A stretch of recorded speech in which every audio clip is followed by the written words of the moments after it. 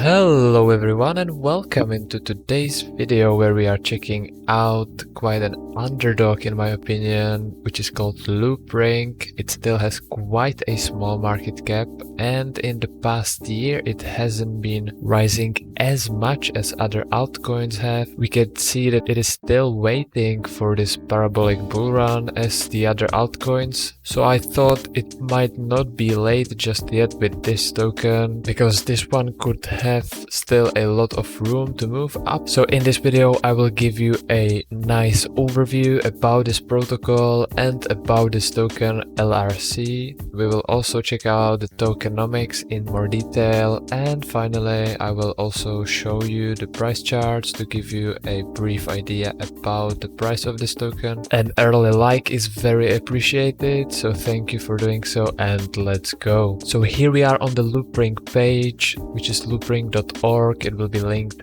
down in the video description so you can check it as well, and it is based mainly on these ZK rollups, which is quite a nice scaling solution for Ethereum. And Loopring is basically a platform for creating your own decentralized exchange. So let's dive a little bit deeper with this one. The benefits of Loopring are a very good security, high throughput and low cost, which are all the good things you would want, so that's amazing.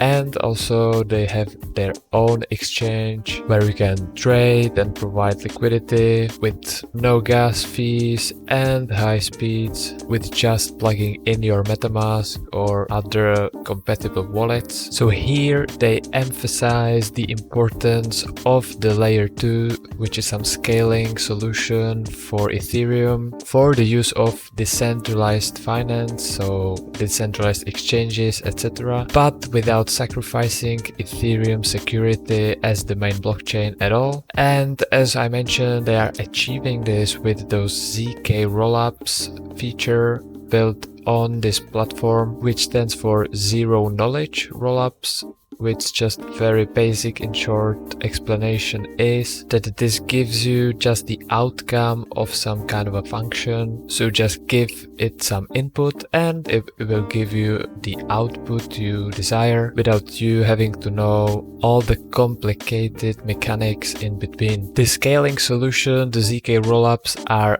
also very much welcomed by Vitalik Buterin, who is the founder of Ethereum blockchain. So he also likes this idea a lot for potential Ethereum scaling solution. And one of the great features of those ZK rollups are the very good security mechanisms, because the users can access their assets in all circumstances, no matter what is going on with the decentralized exchange. They can always get their assets back from the exchange, no matter what happens with it. So it is really coded in the protocol itself, so you cannot go around this. Therefore, these exchanges just cannot be evil because it's not physically possible. And on top of this, if they are trying to do something they should not, they will get punished quite badly. They will have their stakes slashed and lose quite a bit of their capital. And also because it's running on Ethereum blockchain, it inherits 100% of the Ethereum level security, so it relies just on Ethereum and the zero knowledge cryptography. And the other benefits of ZK rollups are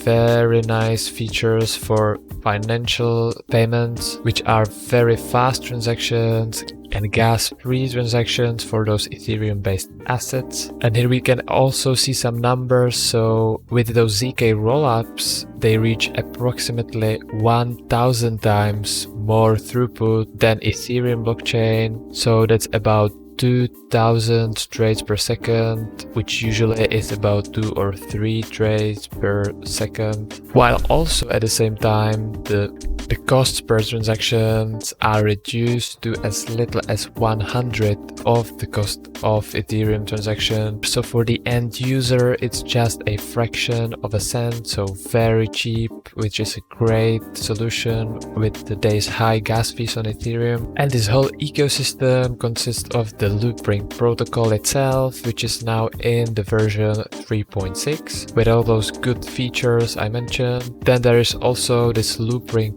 relayer, which is kind of a back-end system which makes sure the ZK rollups can run in the background, and it hosts and updates the off-chain Merkle tree and does some other optimization in the background. And if we just jump into the docs section, which I will link in the video description as well, this Merkle tree looks like this, where you have about 3 layers, with the first layer being pretty much your crypto address. Then the second layer contains your balance on this crypto address, and the third layer contains all the information about the current transactions on the decentralized exchange. So everything is stored on the blockchain in the form of this Merkle tree. Then we have the before mentioned Loopring exchange, which you can use as a high performance payment platform. You can do just a simple swaps or 30 trades per minute, whatever you want, just with your Ethereum wallet. And finally, they also have their own Loopring wallet. However, if you click here, it shows you an error, so maybe it's not available at this time, or maybe it's still in the development phase. Here again in the protocol section, we have the high throughput mentioned, about 2000 trades per second, and also this low gas fees, which are roughly 450 to 800 gas on layer 1, which is equal to about 0.15 to 0.30% of the cost of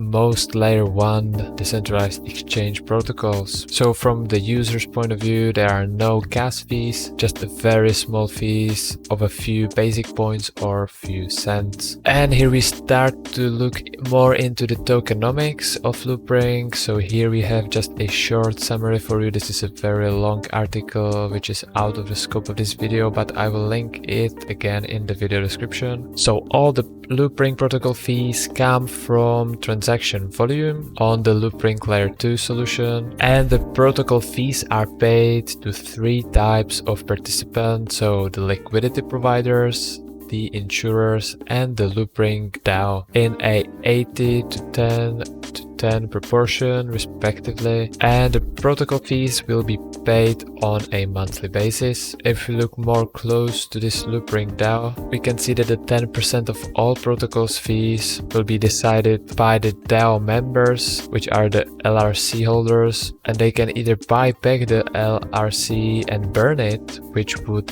decrease the total amount of the tokens in the circulation, which there is a maximum limited supply. So this would mean that this is a deflationary asset which becomes more scarce throughout the time, or can be used also for some other features like impermanent loss protection, which I mentioned in the Uniswap video, for example, in the top right hand corner, or distributed to the DAO voters, or some other incentives and grants, etc. And if we jump back to the CoinGecko, we can see the small market cap I mentioned at the start. So it is still under $1 billion, so quite a small market cap. It's on the number 124. And here is the maximum circulating supply I mentioned, just under 1.4 billion tokens, where most of it is in the circulating supply, but its circulating supply will probably be getting smaller over time, so becoming more scarce. And also here we can see the total value locked on this protocol, which is roughly a third, which means that the ratio of market cap to this total value locked is about 3, which means according to this ratio it's a little bit overpriced. However, in my opinion, this is still quite a small project, and if there is more exposure to this, quite a great solution for financial transactions. There could be more people coming onto the project and putting more of their assets to the platform, which would increase this total value locked quite substantially, because $250 million is not that large amount. So this could lower this ratio quite a bit and maybe even go under 1, which would mean that this token would be actually undervalued. And if we jump into the price charts over here, we can see a similar scenario to the altcoins. upwards, where we can see some downtrend since the 2017 bull run highs, with an uptrend since pretty much the 2020, which again is the case over here. And if we look closer, we can see that today's price is about 60 cents, and the price is moving alongside this bullish price channel over here. However, this channel being quite wide, we can see that pretty much since January we stayed at a similar price level, and this may be because we are hitting this very strong resistance over here, which corresponds to this all-time highs area over here on the 2017-18, which is quite a strong area of resistance for the price coming upwards. But also, if you look again here, we can see that it is forming again some kind of a wedge pattern over here, which could push the price above this resistance, and it could continue to climb higher in this channel, because since the beginning of 2020 the price pretty much did not come out of this price channel, only on a few occasions over here and a little bit over here. So because the price is very close to this lower support of this price channel, I would say that this is an interesting opportunity to buy some Loopring token, and you can expect some nice run upwards towards this upper part of this price channel, which would act as a resistance. However, this can only be true if we remain above